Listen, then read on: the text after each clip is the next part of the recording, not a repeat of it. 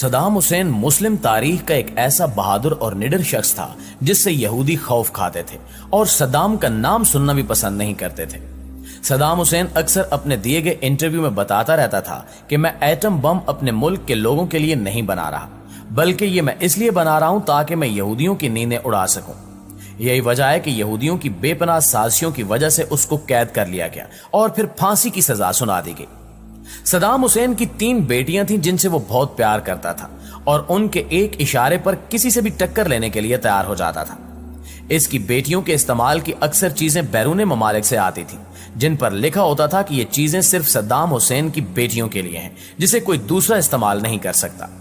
اس کی بیٹیوں کا نام رغد حسین اور رانا حسین تھا، جو اپنی خوبصورتی میں کوئی ثانی نہیں رکھتی تھی۔ ایک وقت آیا جب یہ دونوں بیٹیاں جوان ہو گئیں اور پھر ان کی شادیاں بھی کر دی گئیں، جہاں یہ مہرانیاں بن کر رہنے لگیں۔ لیکن پھر وقت نے ایسا پلٹا کھایا کہ عراق پر حکمرانی کرنے والے اس خاندان پر عراق کی سرزمین تنگ کر دی گئی اور صدام حسین کو مختلف مقدمات میں پھانسی دے دی گئی، جس کے بعد صدام حسین کے ایک فرد کو غلام بنا لیا گیا۔ لہٰذا ان حالات سے بچنے کے لیے یہ دونوں بہنیں وہاں سے فرار ہو گئیں اور بغداد کے ایک چھوٹے سے گھر میں رہائش اختیار کر لی۔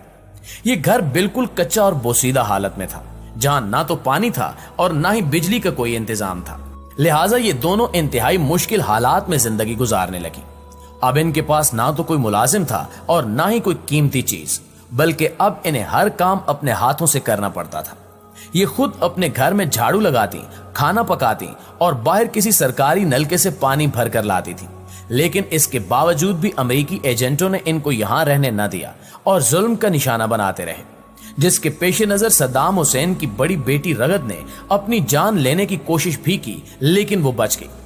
چونکہ صدام حسین یہودیوں سے شدید نفرت کرتا تھا اور اکثر کہتا تھا کہ اے عرب والو اکٹھے ہو جاؤ تاکہ ہم ان یہودیوں کو ختم کر سکیں۔ یہی وجہ ہے کہ ایک دفعہ صدام حسین کے متعلق اسرائیل کے وزیر دفاع نے کہا تھا کہ یہ ایک پاگل شخص ہے جسے نہ تو اپنی فکر ہے اور نہ ہی اپنے لوگوں کی۔ صدام حسین کفار کی آنکھ میں آنکھ ملا کر بات کرنے کا عادی تھا، اور جب بھی کوئی یہودی صدام حسین کو